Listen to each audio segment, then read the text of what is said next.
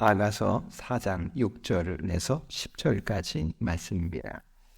말씀을 봅니다. 날이 저물고 그림자가 사라지기 전에 내가 몰약산과 유양의 작은 산으로 가리라. 나의 사랑 너의 어여쁘고 아무 흠이 없구나. 내 신부야, 너는 레바논에서부터 나와 함께하고 레바논에서부터 나와 함께 가자. 아마나와 스닐과 헤르몬 꼭대기에서 사자굴과 표범산에서 내려오너라. 내 누이 내 신부야, 네가 내 마음을 빼앗았구나. 내 눈으로 한 번 보는 것과 내 목의 굿을 한 꿰미로 내 마음을 빼앗았구나. 내 누이 내 신부야, 네 사랑이 어찌 그리 아름다운지. 네 사랑은 포도주보다 진하고 내 기름은 내 향기는 각약 향품보다 향기롭구나. 아멘.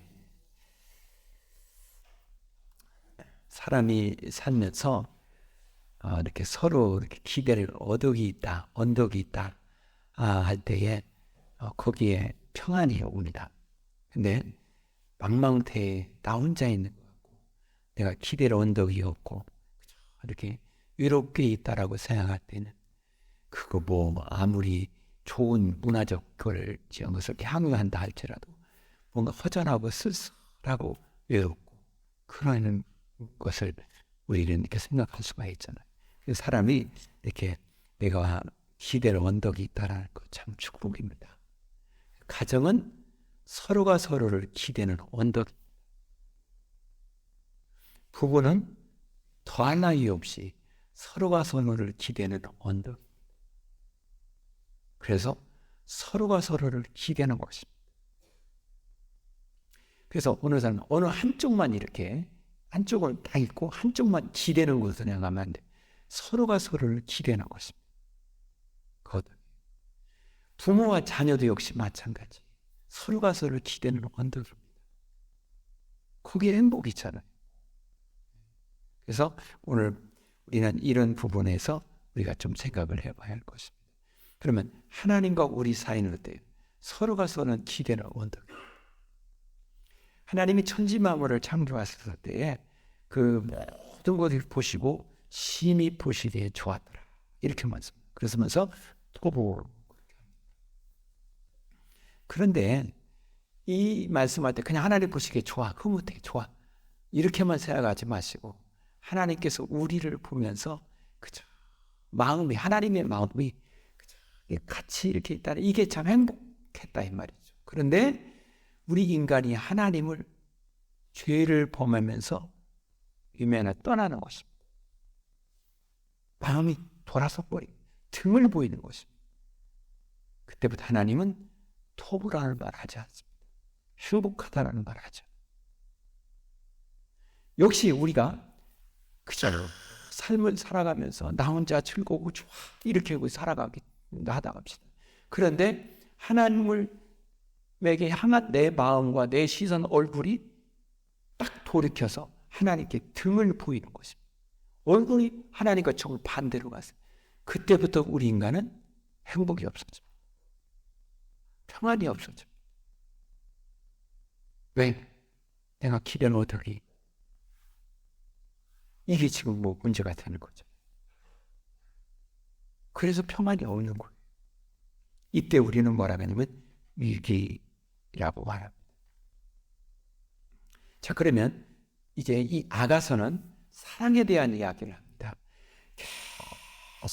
계속해서 내 어여쁜 자야 뭐 하면서 너는 내 사랑이다. 너 내 사랑아 내 사랑하면서 계속 하나님께서 우리를 향하여서 찾아오십니다. 나도 이 땅의 삶을 살면서 보니까 이 세상에는 어떠한 것도 내 삶에 평안이 없어요. 그래서 하나님을 찾아갑니다. 그래서 지난주에는 우리가 지난주군요. 우리가 하나님의 이 말씀을 보면서 들으면서 사랑의 하모니라는 주제로 같이 말씀을 들었습니다. 사랑은 조화가 이루어져요. 어느 일방적인 것만 가지고는 뭔가 행복하게 애기 부족하고 항상 불안한 것입니다. 조화로워야 돼. 지금 우리는 그 이야기를 같이 한번 오늘 본문을 계속해서 보기를 원합니다. 그래서 이제 사랑은 알았어요. 사랑을. 그래서 우리는 5절 말씀에 그러한 것을 보았잖아요. 너무너무 사랑하고, 그래서 5절 말씀이 그랬잖아요. 내 두 이방은 백합화 가운데서 꿀을 먹는 쌍태 어린 사슴과, 쌍태 어린 사슴과, 이런 말을 이렇게 하는 것입니다. 그래서 그 사랑을 내가 깊이 느꼈으면 그 다음에는 가만히 있으면 안 되죠. 뭔가 사랑을 찬양하도록 내 마음을 자꾸 나를 움직이는 것입니다. 그렇죠? 주가 나를 정말 사랑합니다. 저를 통해서 사랑을 발견하고 알아고 느꼈어요. 그러면 그냥 가만히 있는 것이 아니라 내가 그 사랑을 향해서 가도록 나의 마음을 그렇게 움직여 결단하게 만들어주는 거죠. 6절 말씀엔 이렇게 말을 해요. 날이 저물고 그림자가 사라지기 전에 내가 몰약산과 유황의 작은 산으로 가리라. 이렇게 말. 여기에 보면은 지금 이런 생각을 해봅니다. 내가 하나님의 그 크신 사랑의 품 안에 있을 때, 하나님이 나의 그늘이 되어줬을 그때가 얼마나 평안하고 얼마나 좋았고 얼마나 행복했나 생각합니다. 그리고 그 하나님이 나의 그늘이 되어주는 그때, 그 그림, 그래서 그림자라는 것은 이제 저기 빛이 있거든요. 여기에 이제 구름이 있어요. 구름이 뭔가 물체가 있어요. 그러면 그 뒤에는 그림자가 생기는 거죠. 이 개념으로 이해하면 돼요. 그래서 하나님께서 이제 광야 이스라엘 백성들이 그 얼마나 뜨거운 태양빛을 지금 가야 됩니까? 근데 그때 낮에 하나님 구름을 딱 세워줘서 이 백성들이 시원한 그림자입니다. 그걸 지금 여기서 연상하게 만들어줘요. 그러면 그 그림자가 사라지기 전에, 이 말은 이것은 하나의 시적인 표현으로 우리는 이해를 해야 돼요. 그 그림자가 사라지기 전에 라는 말은 하나님께서 우리를 그 뜨거운 태양볕에 고통스러운 열기 가운데 있어야 될 우리들을 이 구름을 주어서 시원하게 해주셨어요. 그 은혜 안에 있는데 그 은혜가 문자적으로는 사라지기 전에, 또 다른 말로 말하면 이걸 우리들이 그냥 굳이 이렇게 한번 생각, 저가 나를 지금 열렬히 사랑하는데 그 사랑이 식어지기 전에, 이런 의미로 우리는 이해한다는 말이죠. 그래서 그 전에 내가 몰약산과 유양의 작은 산으로 가리라, 이렇게 말을 하고 있는 것입니다. 이 말을 역사적으로 보면은 이스라엘 백성들이 바벨론의 포로로 생활도 했었었고, 또 이집트에서 그 노예 생활도 있었었고 그랬지 않습니까? 그런데 거기서 하나님이 이 백성들을 인도해 주신 거죠. 자, 근데 이제 광야의 그 뜨거운 태양빛을 가려주신 그 하나님은 지금 여기 생각하는 것입니다. 그러면서 내가 가리라. 그래서 오늘 우리는 이 말씀에 내가 몰약산과 유양의 작은 산으로 가리라 이랬는데, 여기서 몰약산과 유양의 작은 산이라는 걸 잠깐 놓고 이 문장을 이렇게 보아야 돼요. 내가 가리라, 이 말입니다. 근데 내가 가리라고 할 때 어떻게 하기 전에? 그림자가 사라지기 전에. 그러니까 이 문장은 이 말씀을 이해하기 위해서는 내가 무엇을 하기 전에, 무엇이 사라지기 전에 가리라, 이렇게 되는 것입니다. 그러면 이 말을 오늘 우리들은 우리의 삶으로 한번 생각해 보십시다. 우리의 삶이 지금 사랑하는 가족이 함께 살아가는 것입니다. 기쁨을 행복하게 살아가는 것입니다. 이 행복과 기쁨이 사라지기 전에 내가 이렇게 하리라. 그런 말이 되려고. 자, 그러면 오늘 우리는 또 이렇게 볼 수가 있어요. 내가 지금 호흡을 하고 있습니다. 내가 이 호흡이 사라지기 전에 내가 이렇게 하리라. 이렇게 문장으로도 이 말씀을 좀 그렇게도 적용해 볼 수 있다는 거죠. 그런데 그림자가 사라지기 전에 내가 어디로 가겠느냐? 어디서 어떻게 한다고 하는 얘기면 이렇게 말하죠. 내가 몰약산과 유양의 작은 산으로 가리라. 그럼 도대체 몰약산은 뭐고 유양의 작은 산은 무엇이간데 거기로 가리라고 표현하는 것입니다. 그런데 여기에서 가리라 라는 표현을 쓸 때 이 표현은 문법적으로 하면은 능동형입니다. 능동형이라고 표현하는 것은 저가 나를 뭐라고 해서 가는 거야. 어쩔 수 없이 가는 거야. 저가 나를 끌어당기니까 끌려서 가는 거야. 이 말이 아니에요.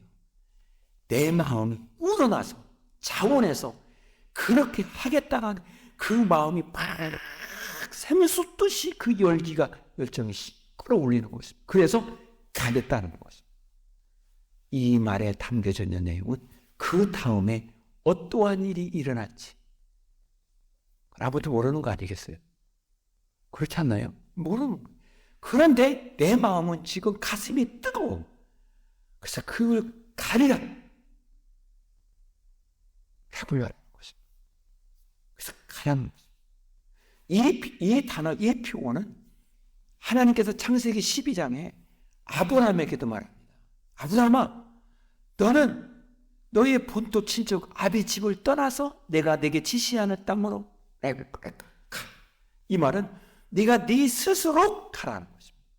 내가 말을 했는데 가고 안 가고는 네가 결정해. 네가 네 스스로 결정해서 가라는 것입니다. 그때 아브라함은 그 하나님의 말씀을 듣고 자기 스스로 가슴이 불타는 거죠. 하나님의 말씀, 언약의 말씀을 따라 가는 것이 내가 복이다 라고 믿어지는 거예요. 그래서 간 거예요. 같은 문자. 그러면 왜 가리라고 했을까? 이 5절 말씀을 이해를 좀 해야 돼요. 5절은 내 두 유방은 백합화 가운데 꿀을 먹는 쌍태 어린 사슴 같다. 이 말씀을 우리는 그냥 사람의 신체 이렇게만 생각하는 것이 아니라 쌍태라는 이야기는 이제 십계명의 두 언약의 돌파로 이해하는 것이 좋다. 그러니까 이 말은 뭐냐면 나는 누군가 하나님과 언약 관계를 하나님과 언약을 맺은 사람이에요. 그런데 내가 조금 이렇게 생각이 지금 다른 데로 갔을 수 있잖아요. 그렇다고 하십니다. 근데 내가 누구냐? 나는 하나님과 언약을 맺은 그들과 사이야. 그러니 나는 이제 그를 가겠다는 것입니다. 이게 5절과 6절이 이어져가는 거죠. 여러분, 우리가 기억해 봅시다. 우리의 가정은 하나님께서 맺어주신 언약 관계입니다. 그러기에 우리가 아무리 세상에서 힘들고 어려운 일이 있다 할지라도 우리의 마음은 결국에는 어디가 있어야 되느냐? 가정에 있어요. 가정에 있어요. 우리가 세상의 삶을 살아가면서 세상에 이리 치닫고 저리 치닫고 이리 상처받고 저리 깨지고 그럴 수가 있겠죠. 그럴지라도 우리의 마음은 항상 어디에 있어야 되느냐? 하나님과 나 사이에 언약 관계에 있다라는 거. 거기에 있어야 될 줄로 믿습니다. 구약에서는 십계명의 언약이라고 했어요. 그런데 이제 신약에 와서 이 말씀을 우리는 어디에요? 예수 그리스도의 십자가의 언약 관계에서. 그래서 항상 나는 어떠한 상황이 내 앞에 전개된다 할지라도 항상 나의 마음은 내가 항상 가야 될 곳은, 내가 있어야 될 곳은, 내가 향해야 될 곳은 예수 그리스도의 십자가의 언약의 관계. 그걸 잊지 않고 거기를 향하기를 원하고 거기에 내 마음이 있고 그것을 향하여 가는 하나님의 사람으로 내가 되기를 축복합니다. 지금 그 얘기를 하는 거예요. 그런데 그 이야기를 하면서 몰약산과 유양의 작은 산 그렇게 말했어요. 제가 이 앞에서 몰약이라는 이야기를 할 때 몰약은 언제 쓰는 향품이냐? 이것은 사람이 죽으면 그 위에 바르는 향품이라고. 물론 그들이 지금 이 시간을 때 그걸 생각하고 했는지는 그런 것은 우리는 따질 필요는 없다고 생각합니다. 왜? 여기에는 하나님의 섭리가 개입되어 있으니까. 이 몰약이라는 걸 통해서 하나님은 예언적으로 우리에게 주는 말씀이에요. 그것은 예수님이 십자가에 피 흘려 죽으신 이라는 것입니다. 그래서 십자가의 언약 이것을 지금 이 시적으로 하는 그 상징어로 해서 표현하는 것을 우리는 몰약산이라고 우리는 이해하는 것이 좋다라는 것이. 그러니까 내가 어디로 가야 될 것인가? 내 마음이 어디로 가야 될까? 첫 번째 예수 그리스도의 십자가의 언약. 또 다른 표현으로 말하면 그리스도의 예수님이 말씀이시니까 예수 그리스도의 말씀 앞으로 돌아가리라. 이것이 여러분의 마음이 되기를 소망합니다. 참 삶을 살다 보면 힘들 때가 있지. 그렇지 않겠어요? 아무것도 내 어덕이 되어주는 사람이 내 기대로 언덕이 없는 것. 망망대해 그 한 점 배 한 척에 그 한 점 떠 있는 그 배와 같은. 이리 풍랑이 치면 이리 뒤물려가고 바람이 이리 불면 이리 흘려가고 그런 가운데 있는 것 같은 나 라고 하십니다. 그럴지라도 그런 가운데서도 나는 내가 가야 될 곳은 예수 그리스도의 십자가의 은혜입니다. 지금 그 얘기를 하고 그리고 또 하나 여기에서 기억해야 할 것이 하나. 그러면 요양사는 뭘까? 시편 141편 2절에 보니까 이렇게 말합니다. 나의 기도가 주의 앞에 분향함과 같이 되며 나의 손드는 것이 저녁 제사같이 되게 하소서.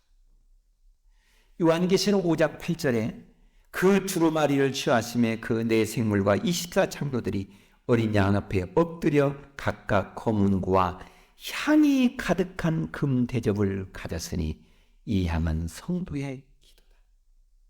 그러니까 이 말에서 가리라. 어디로 간다는 말일까? 언약이라고 했어요. 예수님의 십자가라고 했어요. 또 하나는 어디로 간다는 말일까? 기도인 것입니다. 그러기에 오늘 이 6절을 보면서 그래.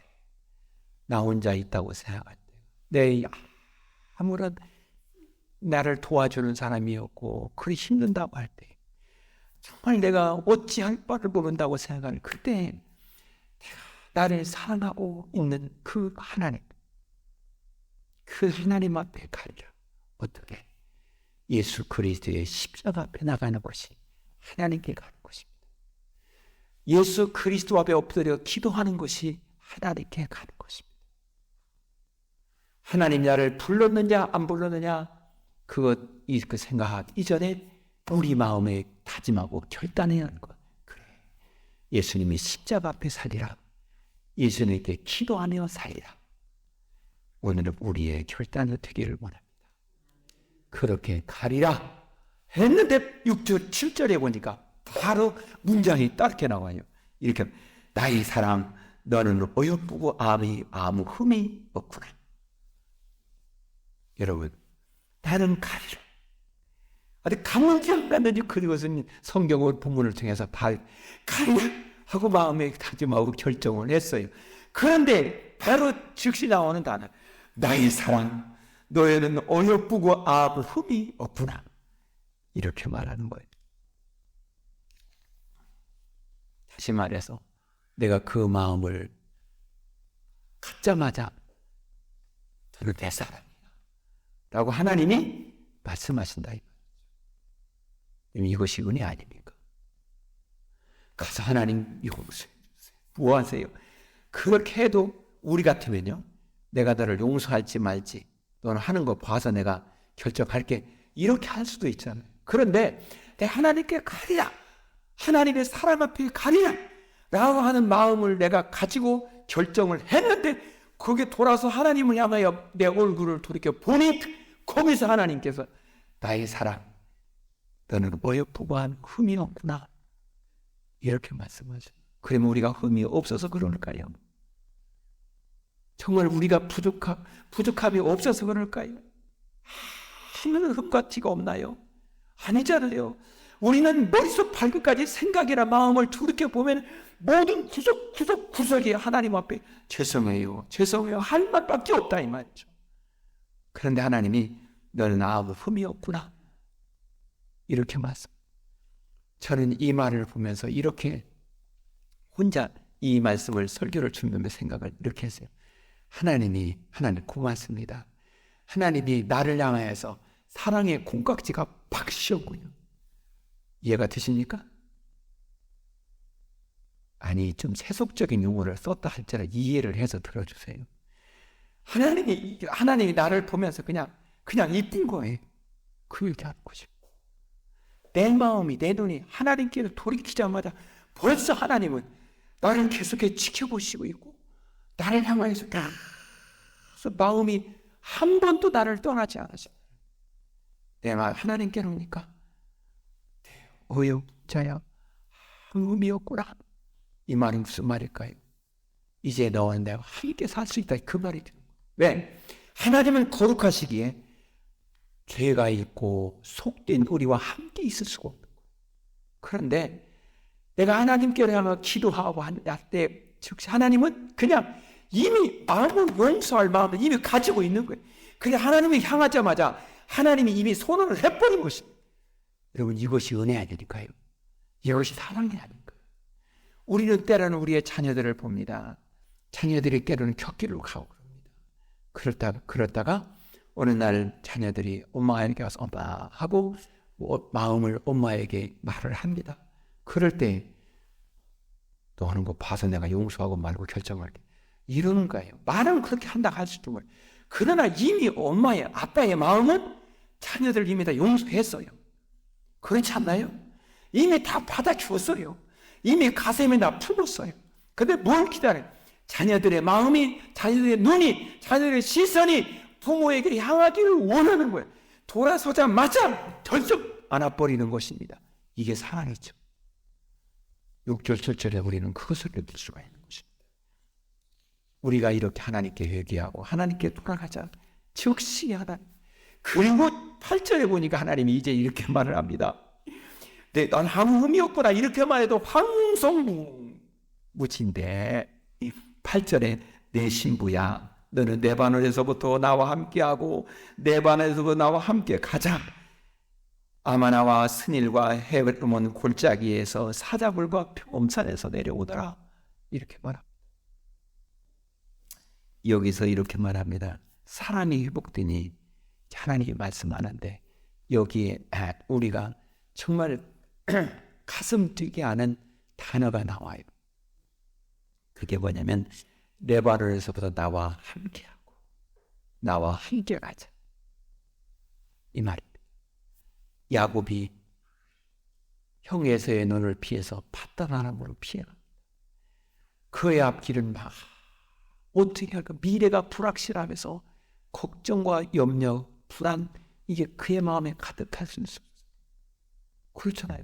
가는 길에 제대로 갈지, 거기서 제대로 살 수 있을지, 이런 불안, 미래의 불확실이 얼마나 불안하겠어요. 그런데 하나님이 밤에 사다리가 내려오고 천사가 오르락 내리락 하면서 하나님이 야곱에게 말씀합니다. 야곱아, 두려워하지 말아라. 내가 너와 함께 있을 것이고 함께 갈 것이고 거기서 함께 있을 것이고 함께 너와 함께 돌아올 것이다. 하나님이 야곱에게 나는 너를 단 한순간도 떠나지 않을 것이다, 이렇게 말합니다. 그때 야곱은 너무 고맙고 감사해, 너무 감격스러워서 하나님, 내가 이 밧다라를 잠시에 갔다가 돌아올 때 여기가 하나님의 전이 될 것입니다. 여기가. 그리고 내가 11조를 할 것입니다, 이렇게 말을 합니다.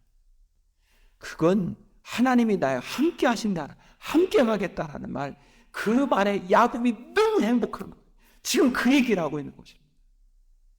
어여쁜자야 하고 그것도 끝나는 것이 아니라 내가 너와 함께, 그렇잖아요. 나와 함께 하고 나와 함께 가자, 이 말인 것입니다.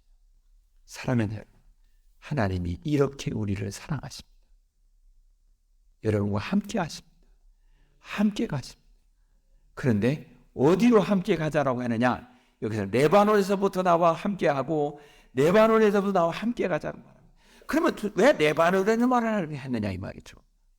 여기에 그게 구약의 많은 신학자들은 이 레바논을 이렇게 해석을 했어요. 레바논의 백향목으로 예루살렘 성전을 짓습니다. 그래서 그 과정은 다 설명하기 시간이 없고 이 레바논을 무엇으로 보았느냐면 성전으로 너와 함께 나의 집에 가자는 것입니다. 여러분, 이게 축복입니다. 내가 하나님의 집에 함께 있는 축복이에요. 여러분이요, 여러분이 힘들고 어려울 때 어디에 여러분이 하나님과 함께 있기를 원합니까? 성전이잖아요. 하나님과 함께. 그 성전이 누구입니까? 신약에 오면은 예수 그리스도. 성전은 예수 그리스도입니다. 함께 가자. 성전에. 이 말을 함께 있자, 함께 가자. 그러면서 말합니다. 지금 네가 있는 곳은 어디냐라는 것입니다. 그러면서 그걸 말하면서 이렇게 말하죠. 아마나와 스닐과 헤르몬 꼭대기에서 사자굴과 표범의 산에서 이렇게 말합니다. 사자와 표범을 이야기합니다. 사자와 표범은 유명합니다. 짐승의 왕이라고 하잖아요. 누가 그 사자를 달겨들 수 있겠어요?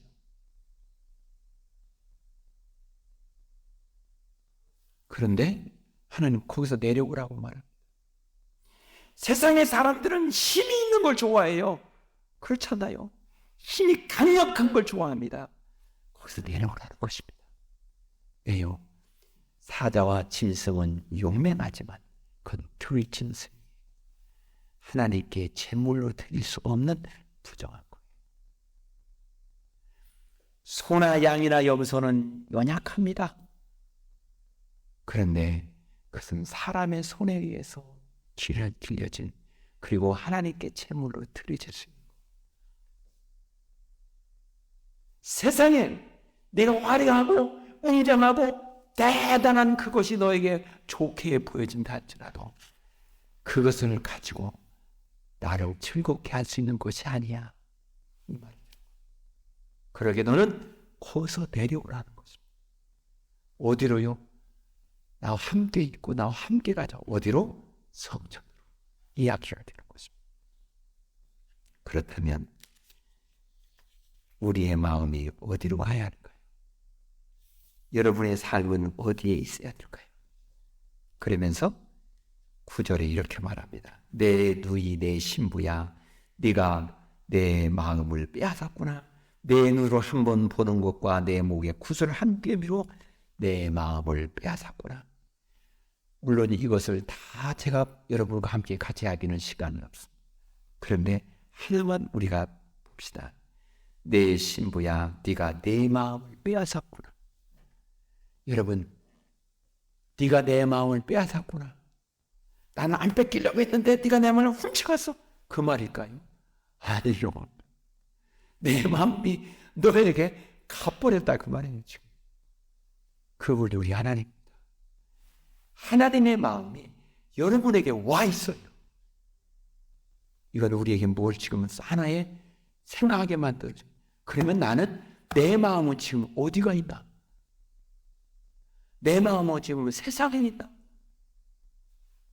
내 마음은 지금 세상의 유흥에 있다. 내 마음은 지금 세상 속에 있다. 그렇다면 내 마음이, 하나님이 내 마음이 너에게 있다라고 이렇게 말하지 않았습니까?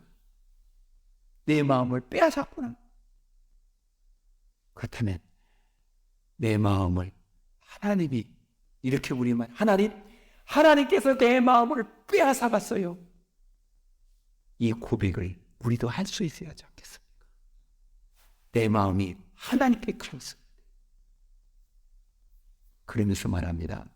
내 목에 구슬 한 개미로 내 마음을 빼앗았구나. 그러면 이 말을 그냥 목에 이제 구슬 하나 있어요. 목걸이도 이제 보석이 하나 있어요. 그거 가지고 마음이 싹 빼앗겼다 그 말일까요? 아니, 너무 이쁘고 좋은 거예요. 그런데 구슬 하나, 그것도 왜 그렇잖아요. 왜 우리는 옛날에 그렇잖아요. 뭐가 이쁘고 좋으면은 어디 가서도 절한다면서요. 네? 아니, 그렇다면서요. 이쁘고 좋으면. 지금 내 신부가 너무 좋아요. 그런데 그 목에 구슬이잖아요. 구슬 하나. 그것 보는 것입니다. 그것 보고 전체 마음을 다 빼앗겠다고 표현하고 있는 것입니다. 그 말은 구슬 하나로 마음을 빼앗겠다는 얘기는 나머지는 보나봐라 이런 의미를 우리가 담고 있는 것입니다. 사랑하는 여러분, 우리 하나님이 여러분에게 마음을 빼앗겠습니다. 믿어지십니까? 하나님의 마음이 여러분의, 이 말은 하나님의 마음이 우리에게 와 있습니다.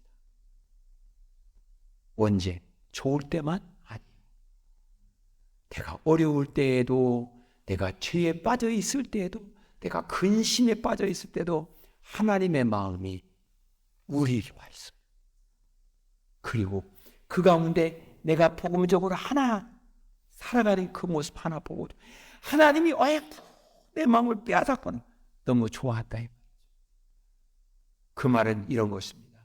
우리가 10가지, 20가지, 100가지가 있습니다. 그런데 그 중에 우리는 무엇이 보여집니까? 살아가는 자의 사랑하는 모습이 보여집니다. 그렇지 않나요? 지금 그 얘기.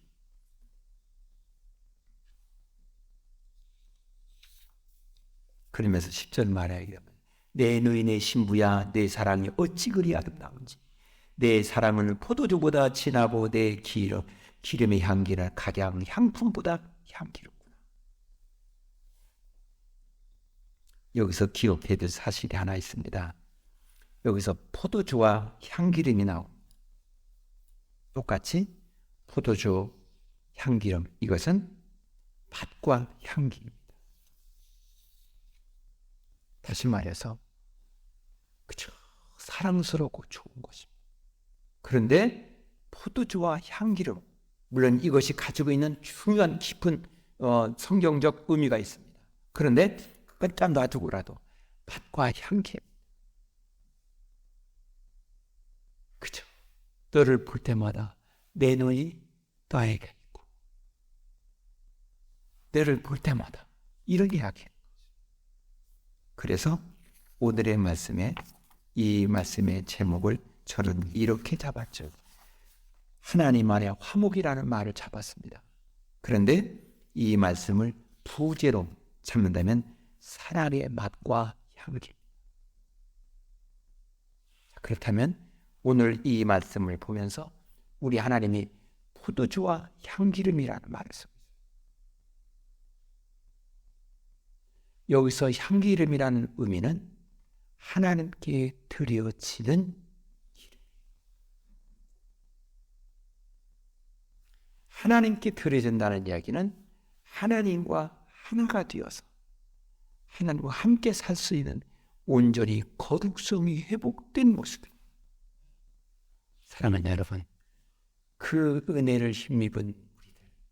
그런데 그것이 내가 뭘 잘해서가 아니라 그분의 마음이, 그분의 눈이, 그분의 생각이 우리를 향하여 있고